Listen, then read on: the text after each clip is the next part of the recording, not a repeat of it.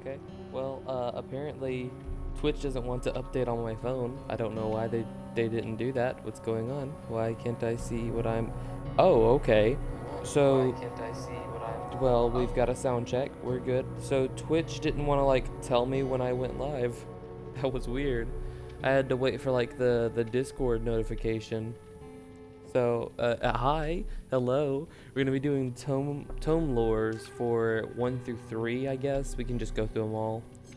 And then after I get done with this stream, I will immediately start another stream. I should probably wait till someone actually joins to say that bit. But today we are going to be going over the lore for tomes number 1, 2, and 3. And I've been waiting too long to do this. I'm finally ready. I finally have the time to do this, and I was going to do this earlier today, but then like so much stuff started up happening. But it's all finished. Everyone's asleep right now, so I can finally get stuff done. I tried to get in bed at a very decent time last night, but that never ended up happening. So here we are. I suppose we can go ahead and get started. Oh, hi. Oh my God, is that Heaven? Heaven, I haven't seen you in forever. How are you? My gosh, it's been so long. For some reason, Twitch wants to tell me I have no viewers, but, oh, there we go. Twitch is taking forever to update now. That's weird. Oh, I'm doing great. I'm just doing tome lores and stuff now, and I've been kind of waiting for a little bit too long. I'm on tome 4, and I finished all 3 of these, and I haven't covered any of them. Mucha escuela. Escuela. I can't remember what escuela means. I'm trying hard. I homework. I feel like I should know that since I was in Spanish class. I was getting escuela like confused with escuchar, but anyway. I'm gonna be doing tome lore. You can put this on the background while you do your homework if you'd like. I'm just getting this put down so that whenever I get this posted on YouTube, I can edit this later and make these into shorts and stuff like that. Escuela is school? Okay. Why don't I know this? I feel like this is something I should know. Anyway, moving on. Got stuff to do. So, to start us off with the tomes, we go to the memories of the alchemist. Now, each memory is going to be collected by somebody named Arcus. At least I suppose that might be his name. Now, from what I've been told, Arcus is supposed to be, like, part of this clan that's trying to learn about the entity. I don't think he's part of the Black Veil, but he's definitely a part of a type of people that know about them, and we might learn more about him later. But as for right now, we do not know. So, he collected memories for the alchemist, who becomes the Blight. I know that because I'm drawing some similarities between him and the Blight. Because the Blight likes to get his stuff from his flowers, the obsession with flowers and everything. So basically, these are all side by side, back to back, where he goes through his addiction to this flower, and it drew him to the entity's realm, and the flower kept getting taken away through purges. And he was willing to do absolutely anything for a flower, including becoming a killer for the entity. And here's the cutscene for that. Oh, Mr. Tailbot, you've gone off the deep end.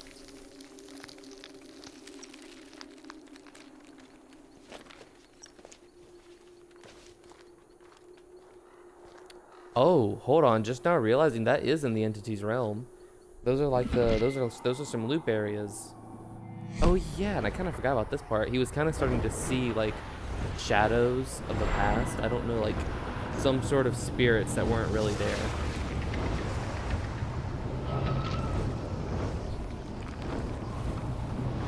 Interesting.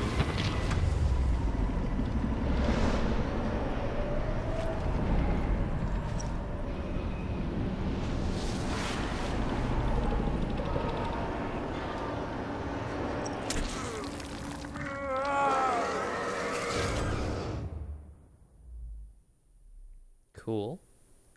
Fun fact, Blight ended up actually being the first killer that I had read the lore for. So whenever I did all that, I was like, oh my god, this is actually crazy. It's so interesting because I thought he was just like, I don't know, addicted to some sort of drug.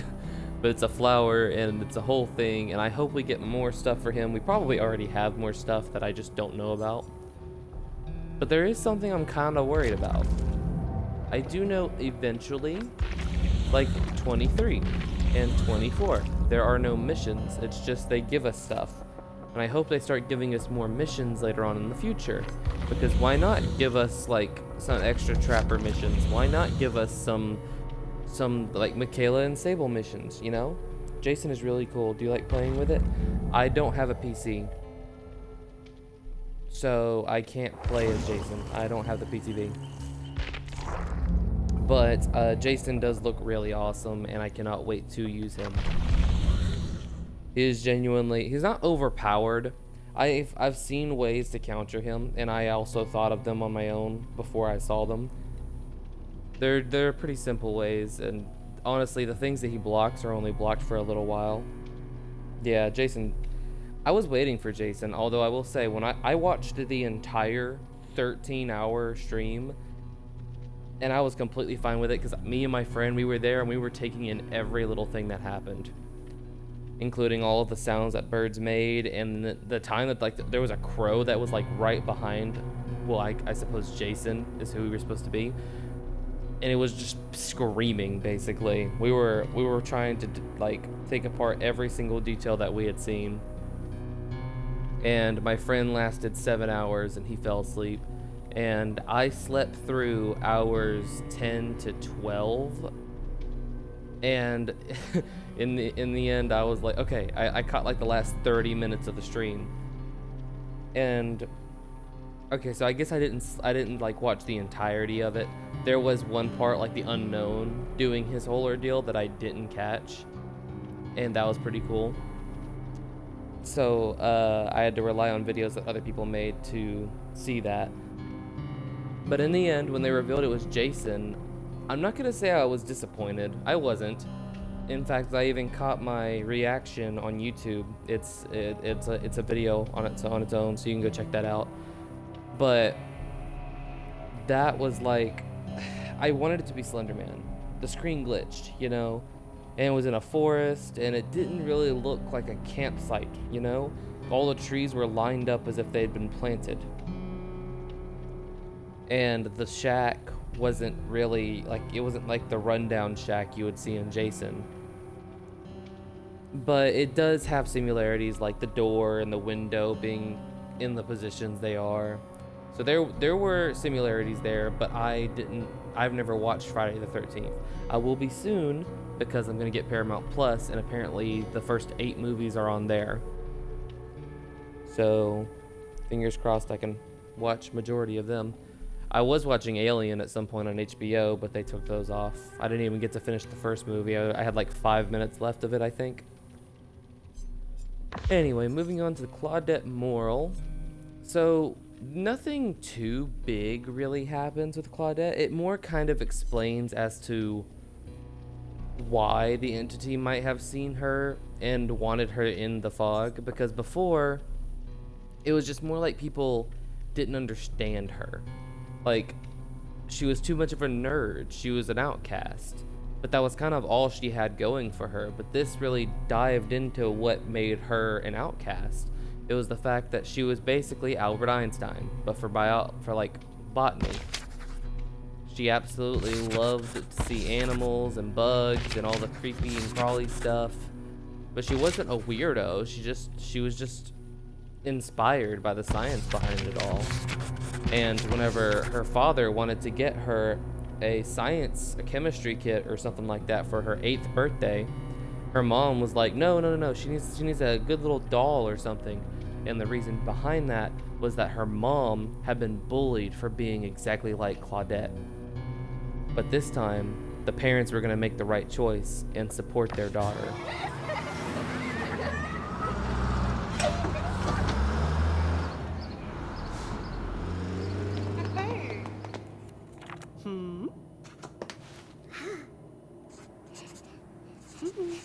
Man. Oh, wait, look. Albert Einstein. What did I do? I love that. She literally looks like she's made to be a scientist. You can't stop her dreams. And I'm so glad they did. Like, they accepted her in the end, and I love that for them. Also, at the end of this stream, I will be spending blood points on a character that you guys choose. So, let me know. I'll be prestige 3ing them, just, you know, in one fell swoop. But yeah, I love Claudette. She was my main, and I absolutely was I was ecstatic whenever I found out she was the survivor for the first home. I was like, yes, yes, please, yes, thank you. But, yeah, it was, I saw that she has a YouTube now, too. I'm going to be getting that probably within the next month or two. Fingers crossed, if things work out. So we now know why the entity kind of was more drawn to her, because she was always kind of secluded in life. While she may have had her parents' support and even a teacher's, and who knows, they were probably the few people, but people still saw her as weird. And whenever she got older, she didn't even really have any friends. She had a support group online, or support group, more like people that she taught online. So she never really built connections. And people didn't even start questioning like where she was until a week later. And it was her fan base. Next we got Evan McMallen, who, I'm not gonna lie, I loved Evan. I was surprised on how much I absolutely love the Trapper. As a character, his story is kind of sad, but also like, it felt more like a Michael Myers situation where he was just born to be evil, or like Chucky, you know, when he was a child, he killed his mother. And so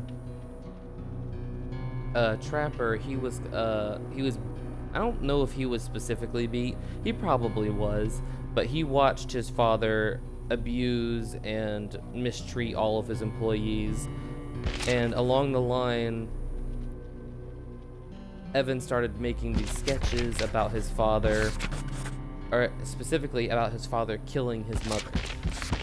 And then, as Evan was growing up, he started becoming the Iron Fist for his father, you know, beating down the employees trying to start a union. And in the end, Evan's father finds out about the drawings and has Evan beat up his friends, claiming that they showed him the drawings.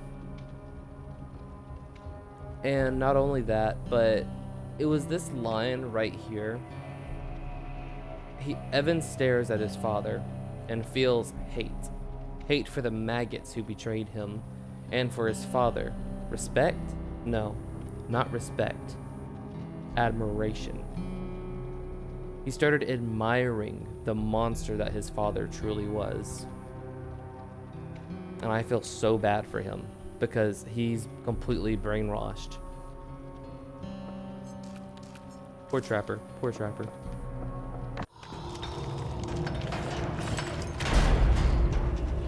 Alright, we got Evan right there.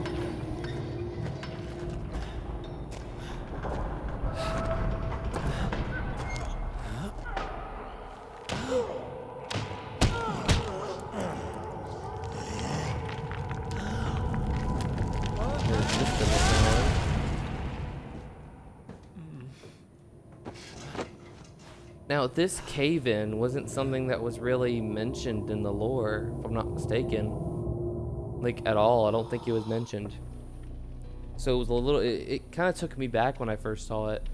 But, you know, he survived a cave-in, and that probably gave him the idea to do the whole cave-in and kill all the workers and kill his father in the basement and whatnot. That was probably his inspiration to blow up the mines. The entity. So Arcus is trying to figure out what the entity really is. And over time, he realizes that it's not at all what he and the rest of the clan were thinking. In fact, they were entirely wrong, and they knew absolutely nothing about this thing. but he settles on the fact that he has all the time in the universes to figure out what this thing may be, if he ever does. Revelations. I've used the auras to memories unknown. Terra Dark. My best guess, judging by the nature of the crimes, the brute is from Terra Dark. Cold imprints from a killer they've yet to observe. Interesting. I wonder if this was supposed to be giving insight to the next killer that was supposed to come out after this. But yeah, in the end, it was basically the same thing as the entity version is what I'm supposed... Like, hold on. Oh, okay. I think the entity was where Arcus was starting to, like, dive into, like, seeing the memories of the trials and whatnot. While Revelations was him finally understanding, oh, okay, so entity is just... Got no idea, man. I'm stumped.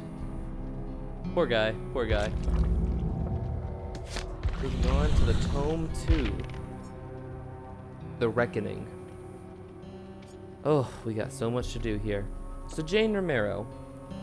She was a woman, she was a big feminist. Oh, she was a woman? No way, right? But she didn't want people to look down on her because she was a woman in the television industry. Or also not on... No, it wasn't being a woman. Sorry, my bad. It was her her skin color and her heritage. Was that not it? I'm trying to remember these things. It doesn't bring flavor, and she had to end up using those kinds of accents. I remember now. It took me a second because it's difficult, all right? It's difficult to remember a whole bunch of lore because I'm also a FNAF fan. I've got to remember every amount of lore that I learned from there.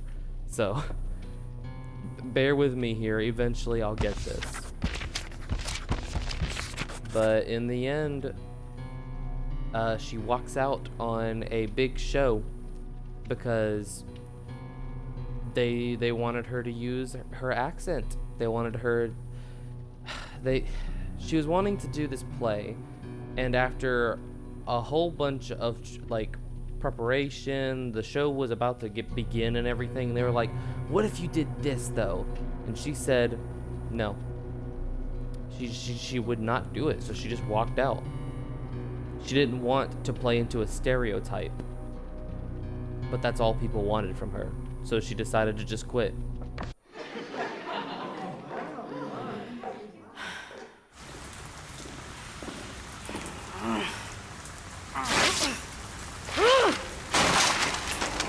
That is a woman that has been pushed to her limits.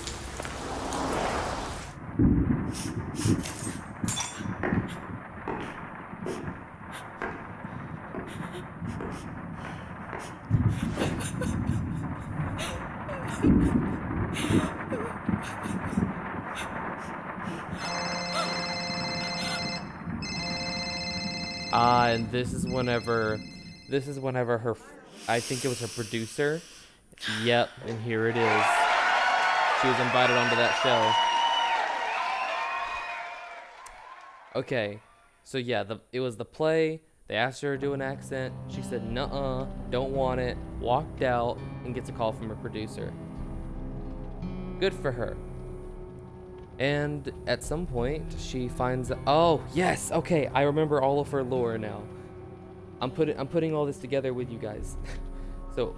during her time on that show, she gets her mom to come up there, and then she learns that her mom may not even be her real mom, or maybe she just like outright refuses it, like disowns her and everything. And while she's on the drive home after that, she gets into a car wreck and is sent to the entity's realm.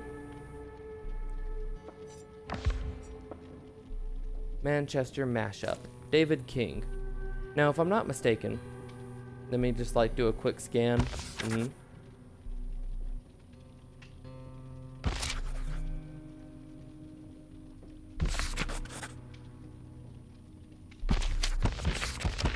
Okay, I remember. So basically, David was in this fighting club. And somebody finally they noticed his potential. It was a mafia type man who was going to go demand money from people, and whenever they didn't give him the money or said they needed more time, he had David teach them a lesson that was a bit more hands-on than with words. So, but at some point, if I'm not mistaken, he turns on his boss.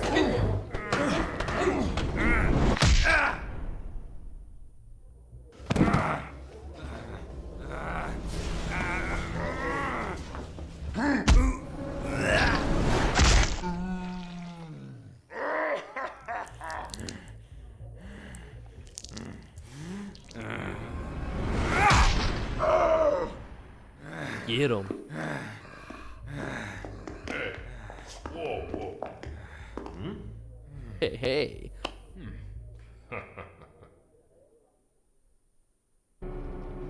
I like that they didn't add any dialogue because they wanted this to be something a little bit more along the lines of, you know, every country can know what the or the or, you know, any of these grunts. They know what they all mean. It's very universal. There's nothing to be mistaken about. So, moving on. Herman Carter, also known as the Doctor. I remember this one very well. So basically, he was set up with this doctor who he completely disagreed with. One of them wanted to do the test handed to him, while Carter, he was wanting to do some special tests. Painful ones on these, like, students who would push the boundaries of these two doctors because they knew that they couldn't do anything to them because that would ruin the tests. So Carter started doing some tests of his own.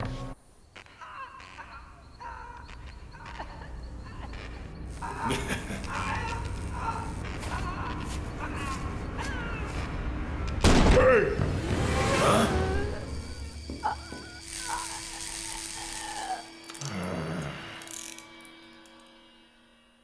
Oh, but don't worry, Carter didn't stay in those handcuffs long. Oh, wait, this isn't over?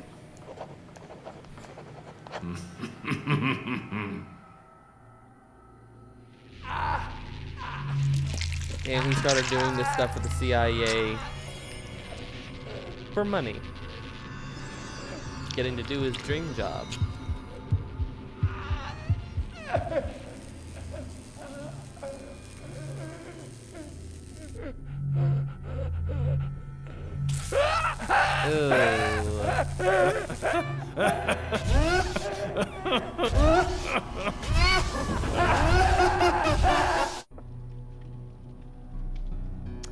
I think that one has to be my favorite one so far.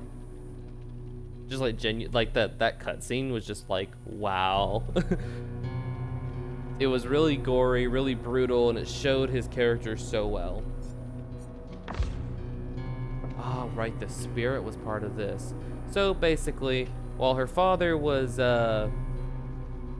working his butt off to help their mother who was sick, and she was going to her class to for like katana training and whatnot, while she was also being bullied because I want to say because she's a woman trying to learn it, but it also might just be because of Yamaoka's legacy. They came from a proud one, however, there's also like the big stains in their past, like the Oni, you know, the guy who hates being called an Oni, even though that is the name that he resides with today. So in the end, she deals with her bullies accordingly. And then when she goes back home, she gets killed by her father.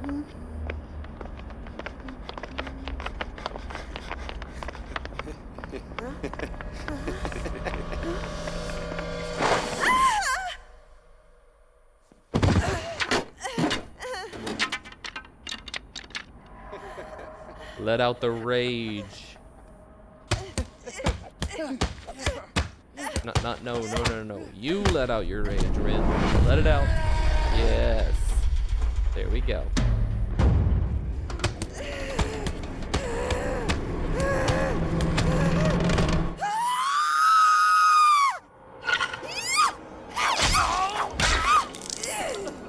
Absolutely brutal hits.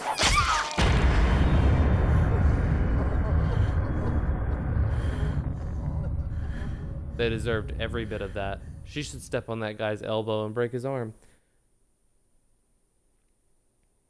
I mean, don't try a person. Don't push them to their limit. Some people, there are some people who are a bit. I'm not saying it's okay to bully people, but I'm saying it's okay just like tell them that they need to fix something about themselves. Not bullying. Okay, there's like this person at my or was at my high school. I graduated, but they were nasty, just nasty, and it wasn't like they couldn't afford it. We know they could, because their family was always donating money to the band at the school, which we may have appreciated that, yes. But they can afford to take care of themselves and be better people. I mean, some of them were stealing, some of them were just like eating. Oh my god, it was really disgusting. I'm getting off topic, but just genuinely, if you heard the things that they've done, which I will save that for a Twitch exclusive stream because I don't want to like get that into YouTube and whatnot. Her story makes you depressed. It makes me sad too. I feel bad for her. She didn't deserve what she got, and even now, she's not even killing survivors out of bloodlust. In fact, I'm gonna leave this real quick and go check out Spirit for a second.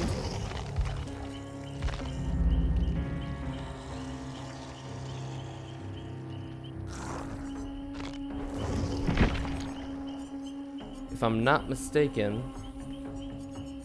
where is it? There it is. Her newest cosmetic, the Blood Moon outfit, it provided us with an explanation, or at least gave us a little bit more ground for the theory that the entity changes the what some of the killers actually see. The ribbons entwining her body were like a mass of veins pumping the blood she no longer had. Okay. By the time the memory loosened its grip, 4 writhing bodies were sprawled before her feet. Okay, so memories were flooding her. You know, she was thinking about things that made her upset, probably like her father. For a moment, she was a frightened child again, watching as a thick red liquid spilled from her severed limbs. Oh, is that so? You mean like when she died? And then her father's face appeared on the surface of the moon, his stoic visage flecked with spatter. Oh, that is such a weird word.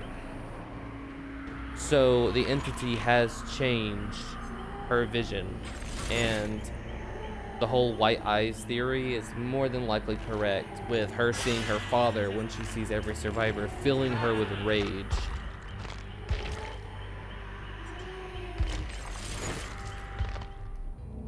So Rin Yamaoka, you earned to beat up those bullies, okay? Observations. More Arcus lore. Let me scan through this real quick. Ah, so this is whenever he started looking into the abyss. I don't believe I watched the Arcus cutscene. Why haven't I watched the Arcus cutscene? Somebody tell me. Yeah, this one.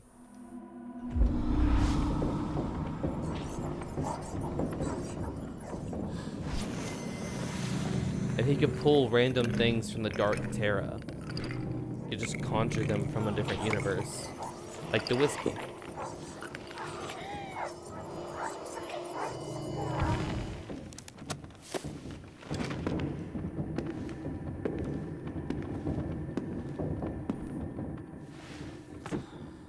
Him searching these memories is what makes the tomes.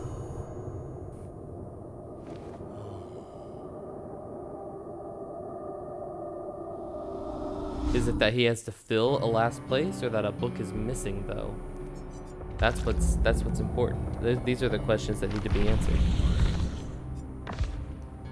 Observations. So, more of a blood pudding? What? I think Arcus might be losing it just a little bit. This actually is before he realizes that he doesn't know what the entity is at all. So him Him just throwing something out, probably for comedic effect. Whiskey deep into the night. Yeah, I have noticed there is a big reoccurrence of him drinking whiskey. It seems to be the only thing that's keeping him from going absolutely insane. A flavor from a world which makes the best whiskey. Okay, so he specifically, he probably doesn't bring it from Dark Terra, but he definitely does bring the best whiskey from the best whiskey land. What do you know?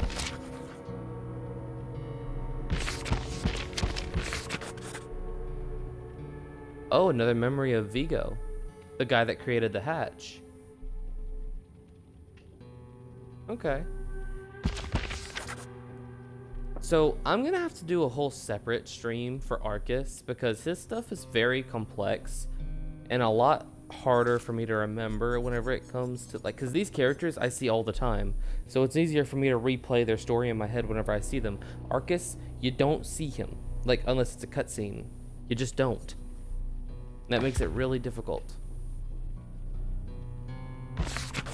Uh-huh.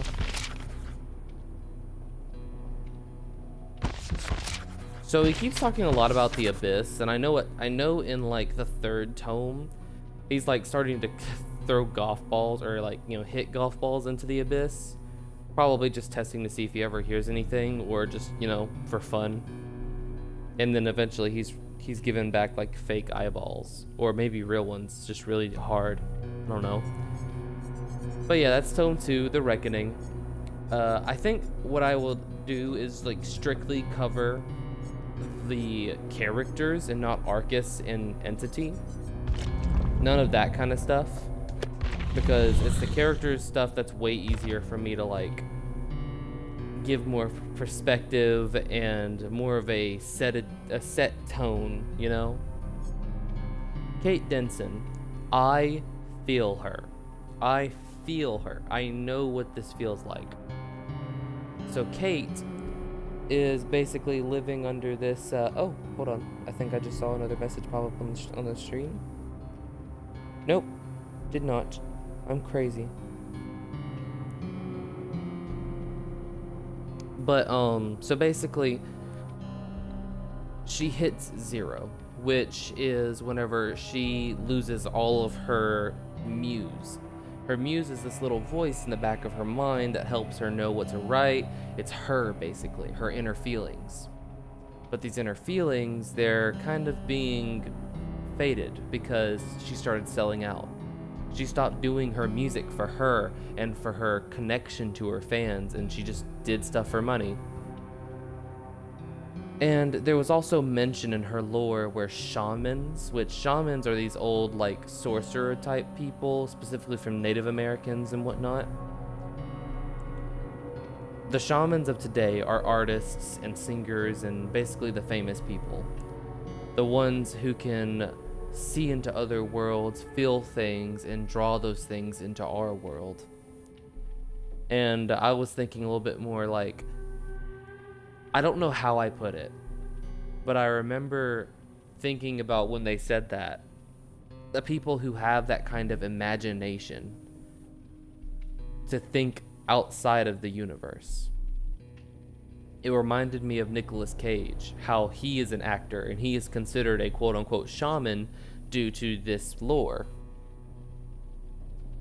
Now, he talked a lot about imagination being the most powerful thing, and he probably had a big hand in playing in a lot of his movies, and there's a good chance that his movies are probably based off of stuff he felt or saw from other universes.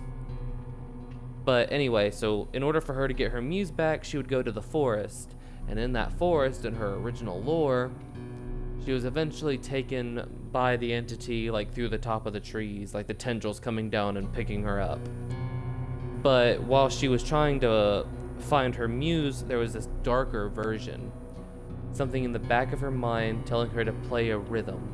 And it was the one that we hear her play in the trailer. The dun dun dun dun dun dun dun dun dun dun dun dun. I expected it to be the Dead by Daylight theme, you know, the bum ba dum ba. I was looking forward to that, but I kind of forgot about her trailer song. But while she was playing that, it was as if the entity was trying to trick her into summoning it so it could grab her. Like, it almost felt like it needed her to accept the entity's presence. And maybe she did. Maybe a shaman has that kind of like spiritual protection that they can't be taken by the entity unless it somehow tricks them into letting it in. And she eventually ends up seeing this glowing light coming from a cave, and from then on we'll be able to actually see what happens next inside of this cutscene.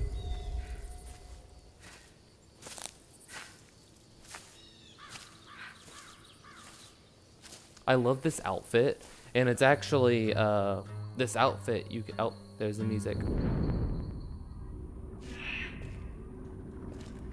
Yeah, so this outfit you can actually get in store, and it might be one of my more favorite outfits. The pants on this one is just, like, amazing.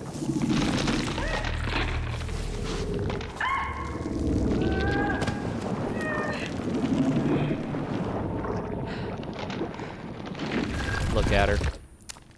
I would not have even gone into that cave. I don't know what you're doing. That literally looks like a throat trying to swallow you. And it's not too long after where she's abducted in the woods anyway.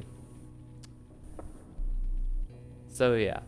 Also, that Jane Romero outfit that you saw in her cutscene whenever she went on the show, that's also another outfit that you can get. A lovely war, Anna. Anna is the huntress. And after her mom died from a elk attacking her, she had to fend for herself. She knew how to hunt, and she started developing a territory. And eventually a war had came, and she remembered things that her mother had told her. Basically how soldiers were the ones that killed her father, and they were all for wars that had nothing to do with them, and they couldn't even wrap their minds around it. So she would stalk these soldiers and kill them off one by one, while also kidnapping children, bringing them back to their den. And at some point, and this is where this part comes in, she is stalking this group, and then she finds the perfect little toy for her babushka. That's her child.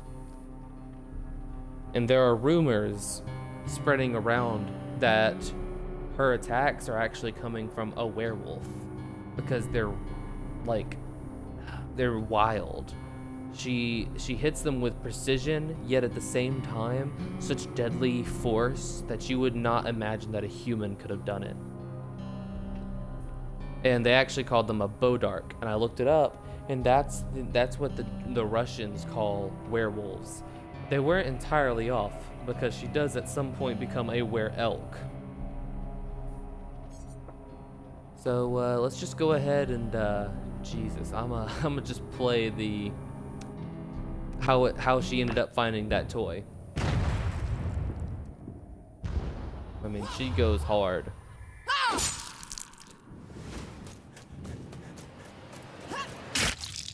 She hit him with the finesse hatchet.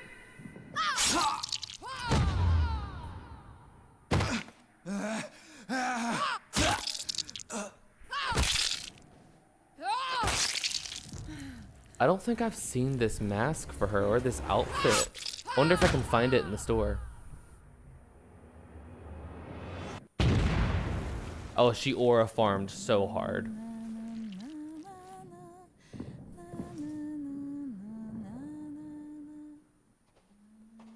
I want us to be able to choose whether we hear the Lala or the Nena.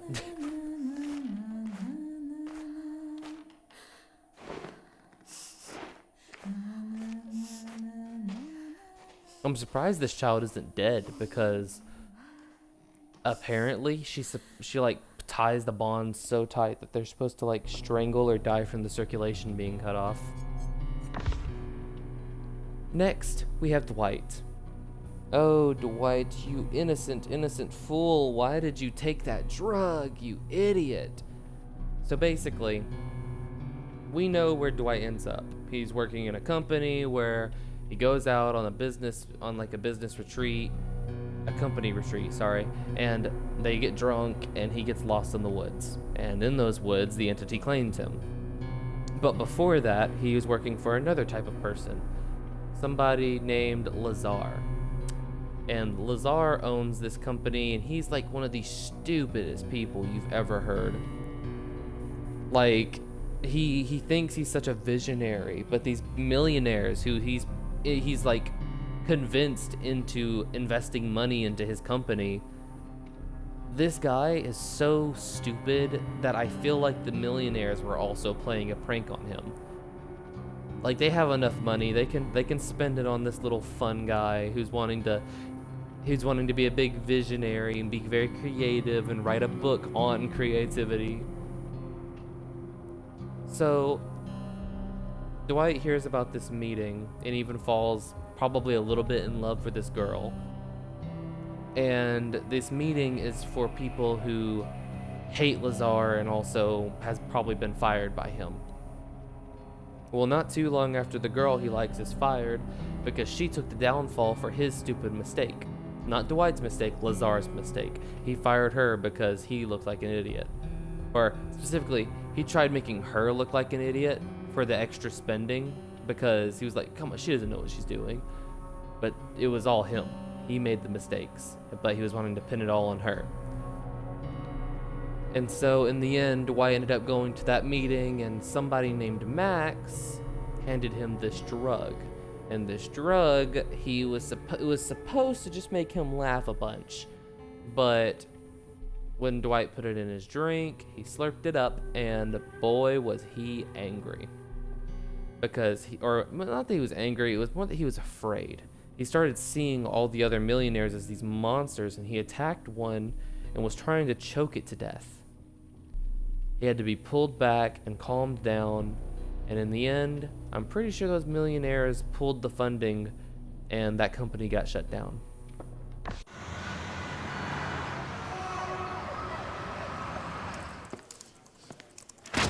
Slam. This is funny. I just said slurs in their language, I bet you. That's the person that Dwight had distract him while he put in the stuff. Maybe he put too much. Maybe this was Dwight's fault. Or it's obviously Dwight's fault. He drugged somebody.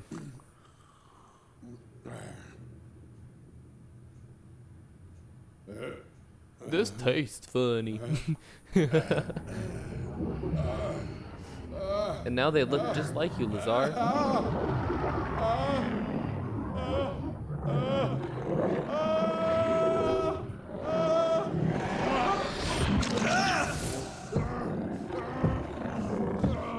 I'm pretty sure someone was like trying to reach out a helping hand to see if he was okay.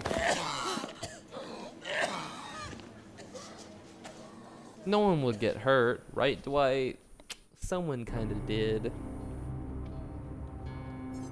And next we've got Julie Kostenko. I'm gonna hope I said that name right. But basically, the Legion's trying to figure out what their name should be, and they also talk about how they started claiming the secluded little inn. If I'm not mistaken, it was an inn. And they made it their hideout. And then they ended off with Joey going in and doing his whole, or like getting his revenge, but it ending with a murder. And they actually changed how the murders went down. They like changed the descriptions, and even in the video it's done differently. So it's a little weird, and it's throwing me off because in the original Legion lore, they all played a hand in the murder. Like, all of them had touched the knife. But in this one, it focuses a lot on Julie and Frank. Julie is obviously falling in love with Frank, and they're throwing out a bunch of, like, little serial killer references at each other, and They connect so well on really bad things. So, in the end, they did commit the murders. They did it differently, which was strange to me. But in the Julie actually was the person that gave Legion the name Legion. They all ended up liking it after the countless bad names that they had received. Whalon, that was the name of the store. And they used different masks, but they still had their whole white mask and hooded routine. I kind of wish that they'd bring back these faces, because they look pretty cool. I can see which one is Susie, and yeah, this one is Julie. Frank comes in for the stab in the back, and Julie, she gets the second hits.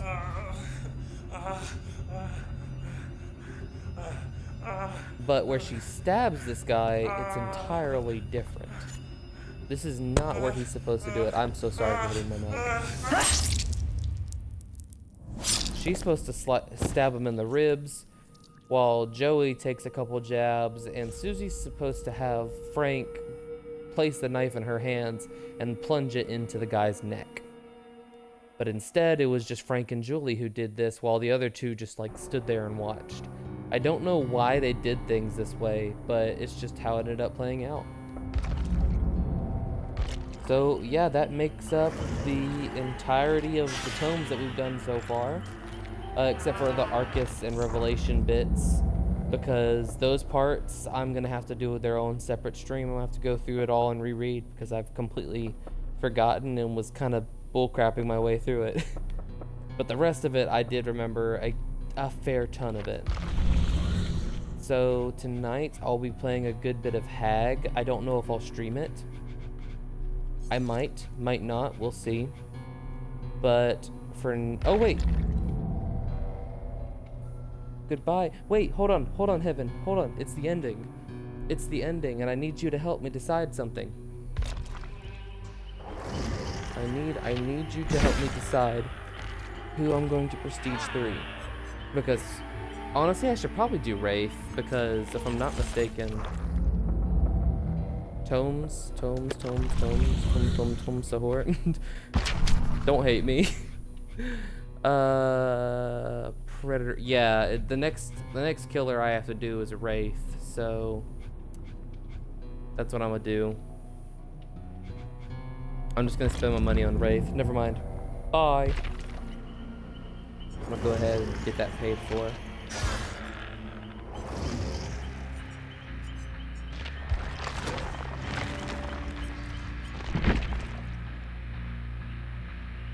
Alright, now let's go all the way back to a 3.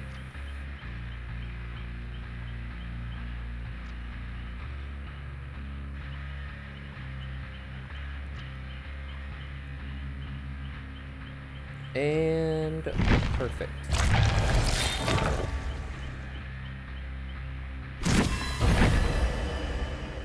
Beautiful.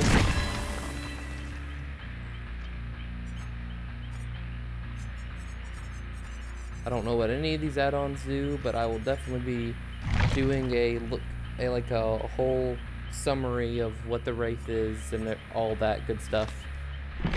Gosh, I can't wait to finally adept him so I can start playing with this thing. What's his name? Periwinkle? Yes. Just yes. Gosh, I cannot wait. And with that, the stream's going to come to a close. Our time together in the fog has done so as well. Take a seat by the campfire, and we'll slash together next time. I know that one for a fact. We will be slashing. So, stay tuned. Thank you so much for diving into the lore. I'm stalling so I can go get to the menu where I clicked to end the stream. Alright, okay, we're there. Alright, bye.